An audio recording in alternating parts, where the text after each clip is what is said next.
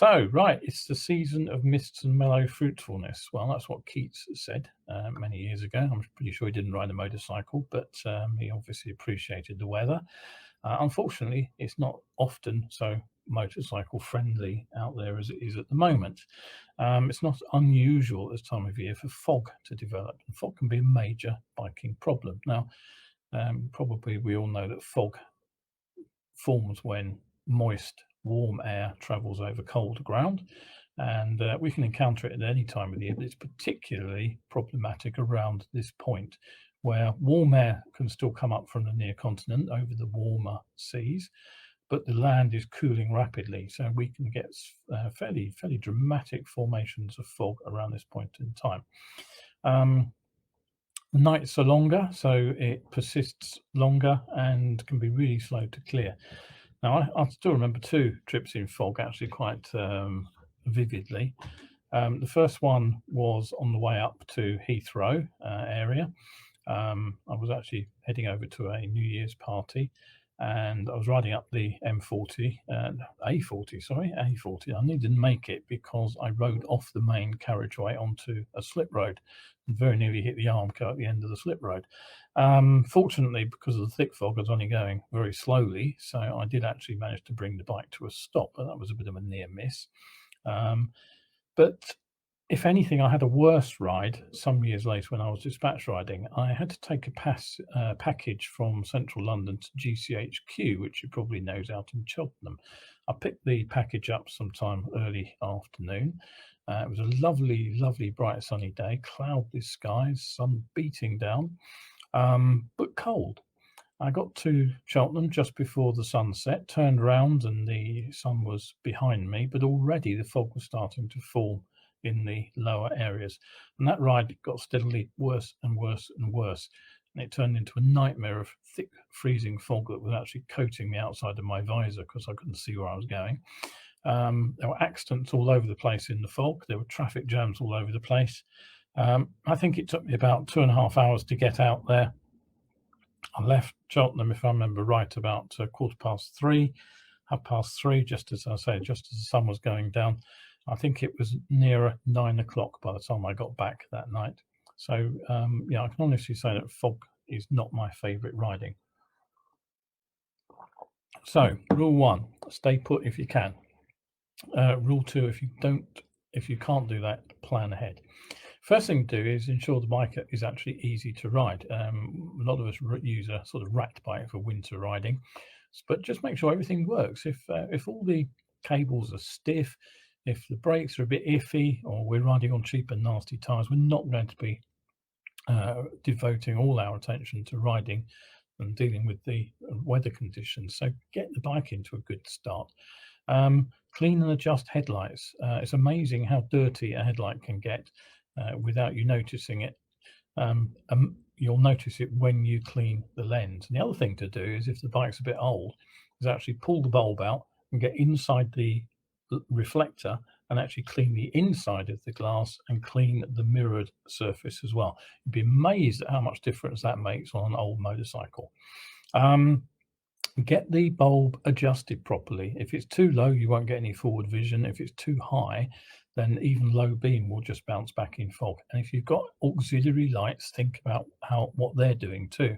Extra light just gets bounced back as extra glare if they are angled too high. Fog lights. We don't have fog lights on motorcycles, so maybe think about fitting one. That's something I did when I had my courier bikes out. Regularly just used to pop a bolt-on fog light on the back. It's much easier, of course, now there are LED lights as well. Remember that drivers will have problems seeing us if we don't have a fog light, but we should see their headlights in the mirrors if we keep an eye on them. Finally, on that sort of front, don't rely on high-vis kit either.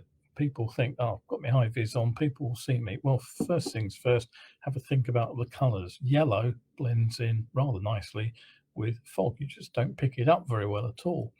And reflective material, which is often up over the shoulders, round the back, simply isn't going to work when everybody's on dip beam, is it? So your reflective material needs to be low down to be seen. So conventional high vis doesn't work on a foggy day. But we need to see. So think about vision. I've already just the other day mentioned wax polish to help the water bead off.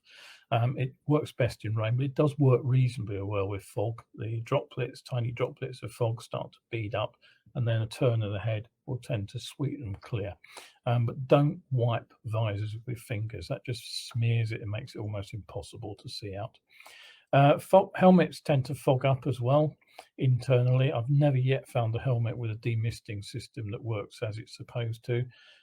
Breath deflectors that you either fit inside the helmet or actually wear as a mask, they can help a bit. But the best way to go is to an anti-fog treatment on the visor itself. Now, you can either buy visors with a factory anti-fog, which seem to work reasonably well when they're new, but that kind of soon seems to wear off in my experience, and you are paying quite a lot of money for it.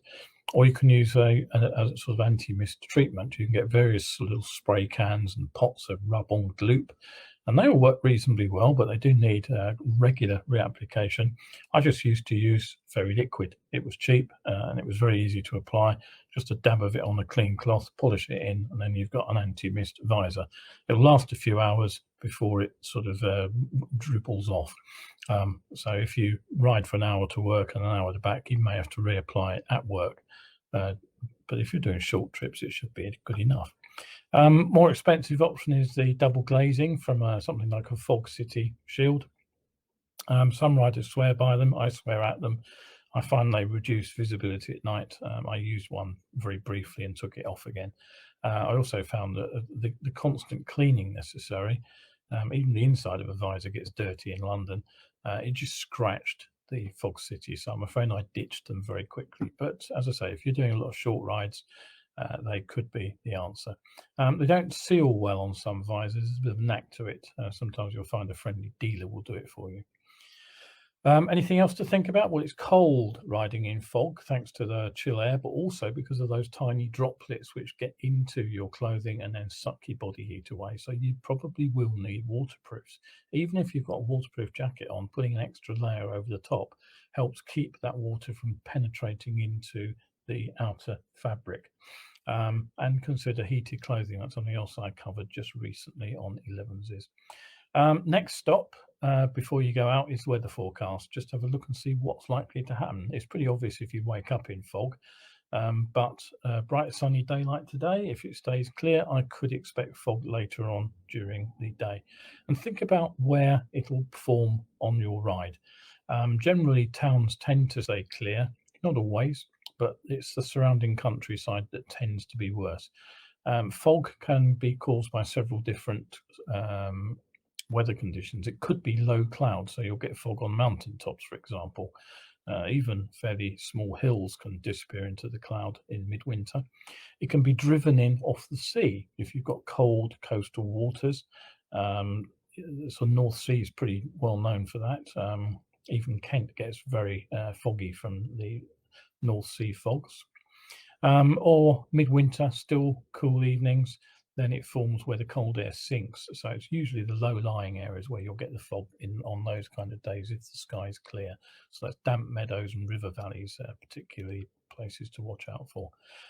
Couple of tips: watch out for patchy fog because you don't know where it is, how thick it is, or how long it'll last. It's easy to blast into what looks like a wispy bit of mist and find that suddenly you can't see anything.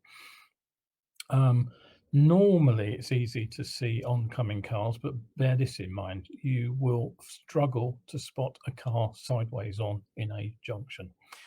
You can normally see the tail lights of cars ahead, but don't follow the bloke ahead. If they run off the road, so will you. And don't forget, fog also makes the surface wet, so following close enough to see the tail lights might seem like a great idea, but is that giving you enough stopping distance? One major problem with fog is that you kind of get dislocated. All the normal visual cues that we use on the road will vanish. So use everything available. Remember reflective posts. Red ones are to the right of our line of, now start that again. Red ones are to the left of our line of travel because they represent the tail light of a parked car. White ones are to the right of our line of travel because they would represent the lights of an oncoming vehicle. So remember that, and it will help you locate where the road's going ahead. Use warning signs. They're reflective, so they often show up even in fog. They'll show up probably long before we can see the hazard they're telling us about. Watch out for the cat's eyes and the hazard lines too. Cat's eyes get closer together, just like the hazard line gets longer and the gaps get shorter. Coloured cat's eyes can help as well. Remember again where they are: red to the left, white to the between the lanes, and green ones where you can come off a road or rejoin it, so slip roads. As a rule, I tend to ride out towards the centre line now rather than follow the left edge of the road, partly because of that experience I mentioned early on when I ran off into a slip road and nearly hit the Armco. But also because I also discovered, of course, that you might find an unlit parked car. People will park on a nice clear evening, and you'll discover their unlit car in the fog a bit later on. So being more central keeps you away from hazards like that. It also gets you away from bicycles that you may not see. But do be cautious. There may be unlit traffic islands in the middle of the road, but they should be marked out with cross-hatched white paint markings. Riding in fog is never fun, but these little tips can help you make it a bit less stressful. There's more about riding in difficult conditions generally in my Tarmac Tactics paperback. You can order that from my Lulu website, which you will find here. And if you head over to my Ko-fi page, as I said, there are some mini ebooks over there, inexpensive ones, which will deal with specific problems.